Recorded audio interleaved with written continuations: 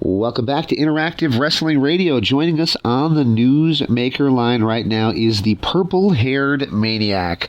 She made an appearance on AEW Dark Elevation just a few weeks ago and really impressed me.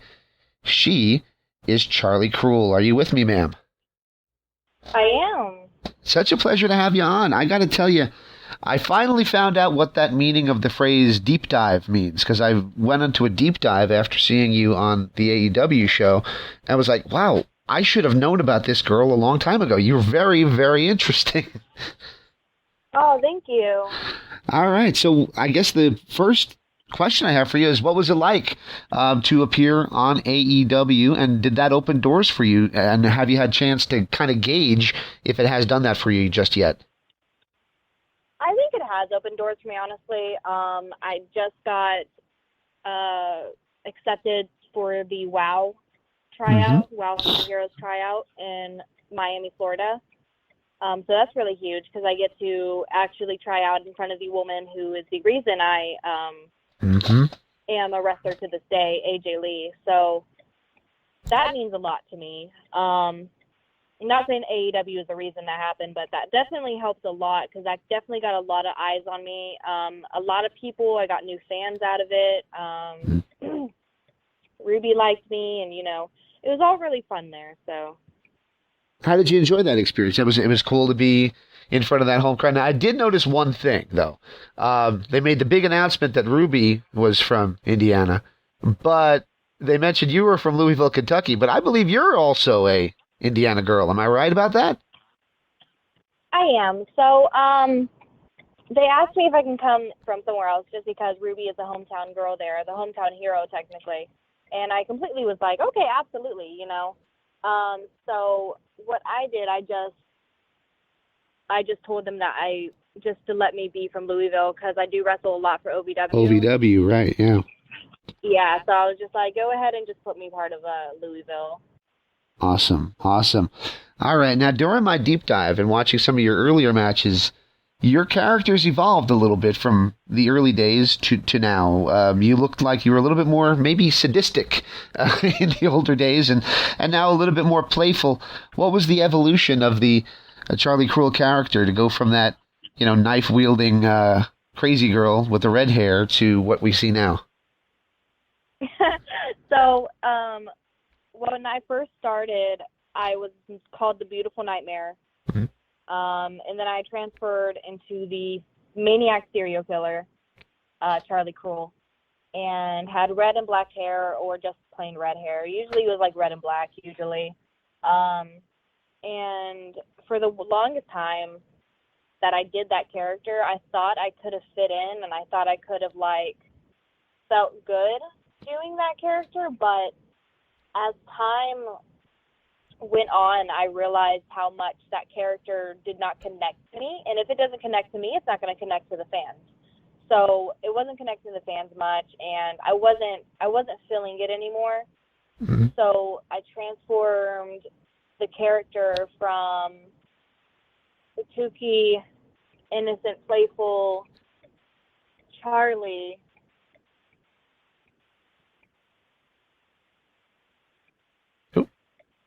Did I lose you? Oh no, sorry. It's holiday season, so I'm out and about. Sorry about that. Sorry. But no, you're fine. The playful Charlie kind of came from the real life me.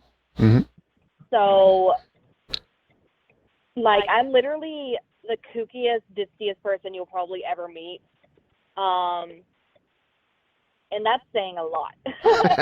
So, yeah, you can park right over here somewhere. So, having that, I don't know how the Pop-Tart thing really came to be. I think I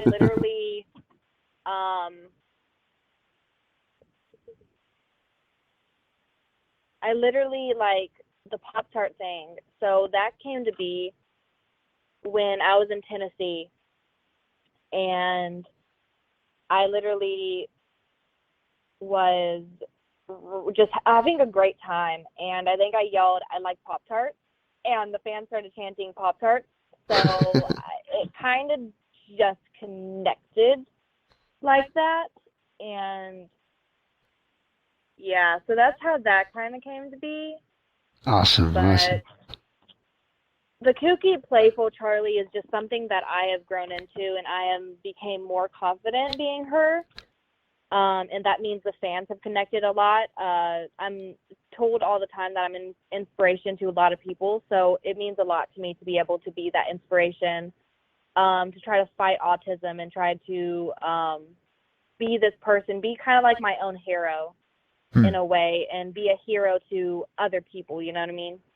Absolutely, absolutely.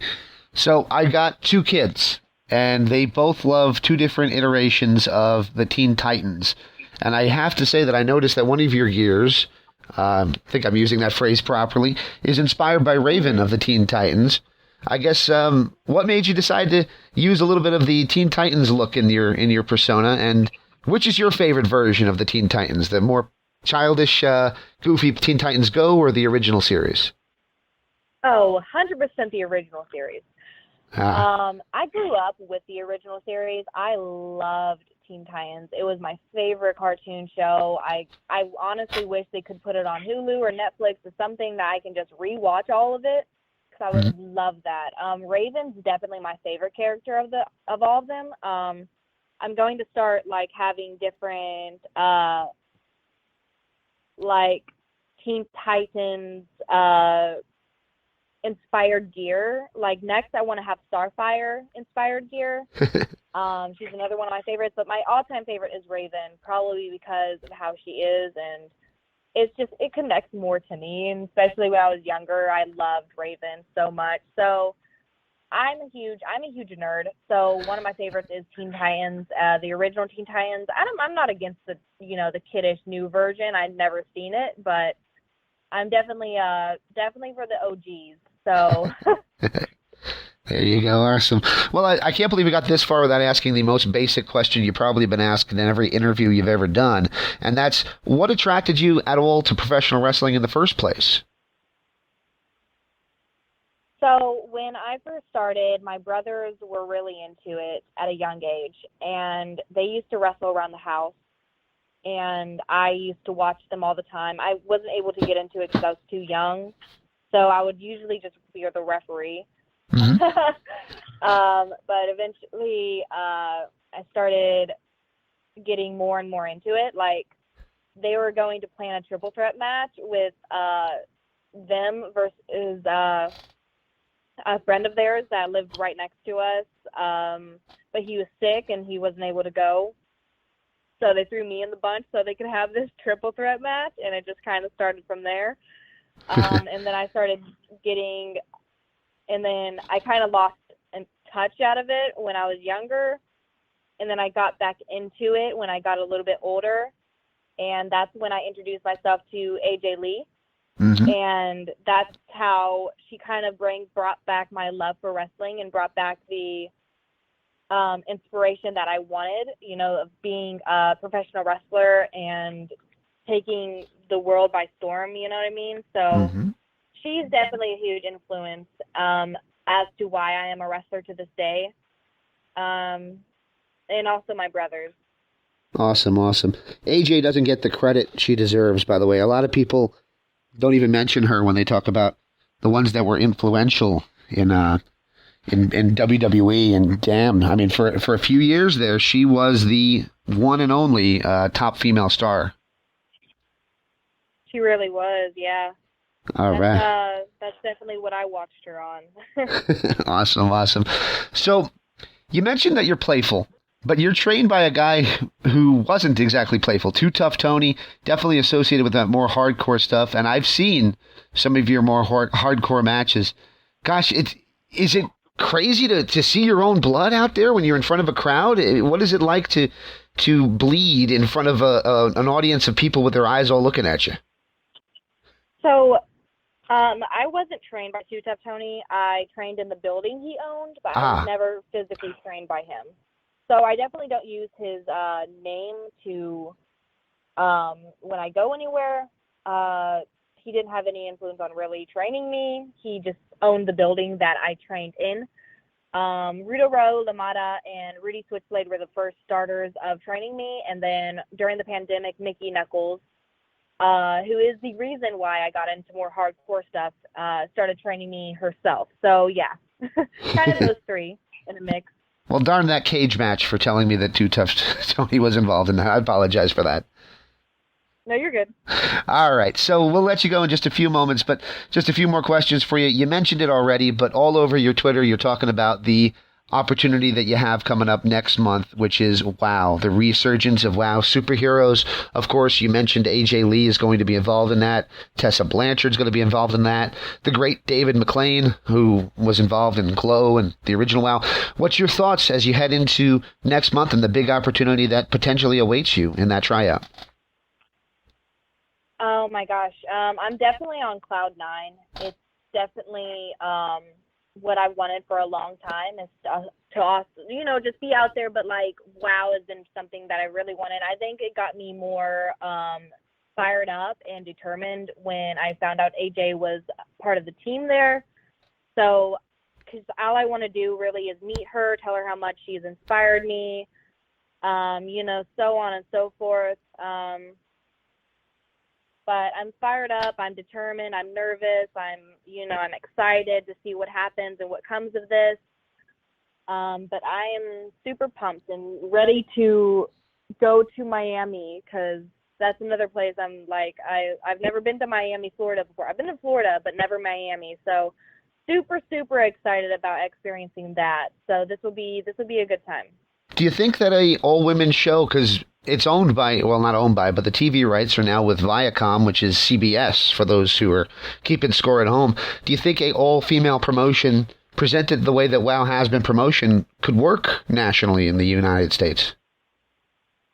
Absolutely, 100%. All women, the women they have there are all very super talented and very over-the-top entertaining, and same with the guys, you know what I mean? Like, if they have promotions out there that go on TV and are really big screening like that, how Rise and Shimmer is, I think WoW can definitely be that as well. And they definitely are. They're already, like, everybody knows about WoW. So, Women of Wonder, and I am super excited to go there and try out, and no matter what the results are, it's definitely worth a shot, because no matter what, I'm not going to give up on it. Awesome. But I definitely hope for really good outcomes.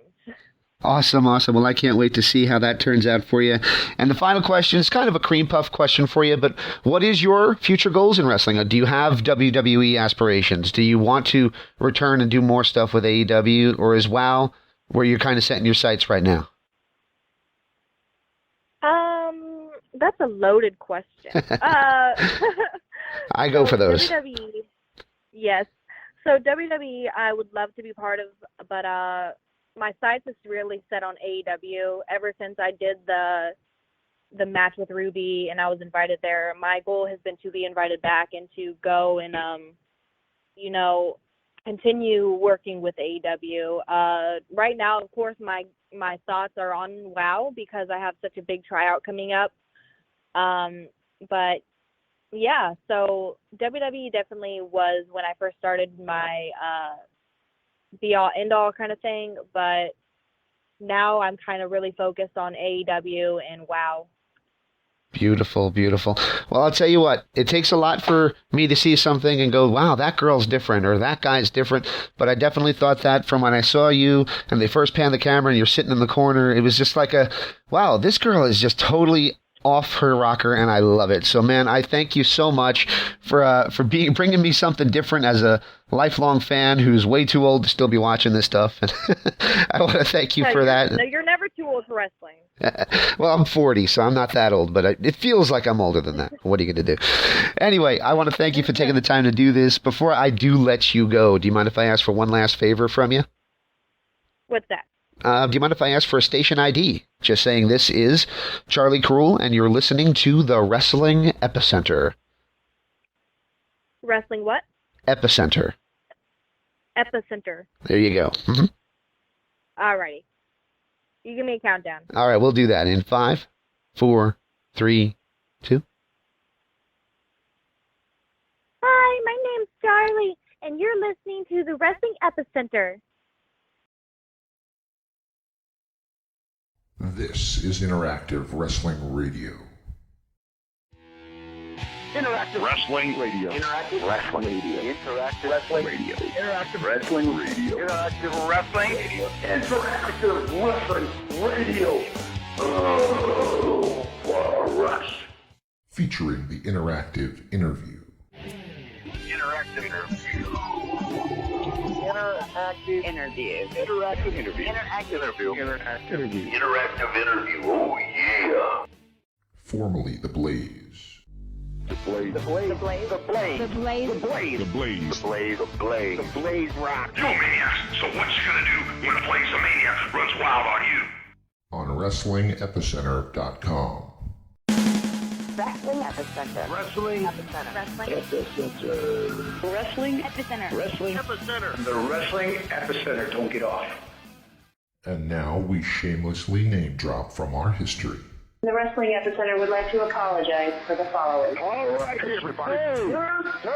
Viva la raza. Viva la raza. Hey, y'all. Hello, ladies. Hey, guys. We had a lovely conversation. First lady. Absolutely. Oh, look at me. She's so kooky. Be there. Where else? Interactive Wrestling Radio. Wrestling Epicenter. Oh, my God. You win. Love being interactive. I was not shooting. Yeah, I almost missed my fan. Breaking neck. I got 2 words for you. I've heard a lot about you guys. Let's go. I see my language. Getting over the shot. Into the many. No nerves. That was great. It's going to be cool. What it's all about. The purest point of view. The living legend. Champion. Arrogant. You're listening to me. Instead of statement, I'm talking to you. So Lenley without you. Yeah. In the land of extreme. Testify. Nevermore. Interactive interview. I'm not just the best. Interactive interview with a plastic You head. earned the right. Nobody. You better keep listening. Thank you very much. Controversy creates cash. Professional wrestling. Made in the USA, baby. Memphis wrestling.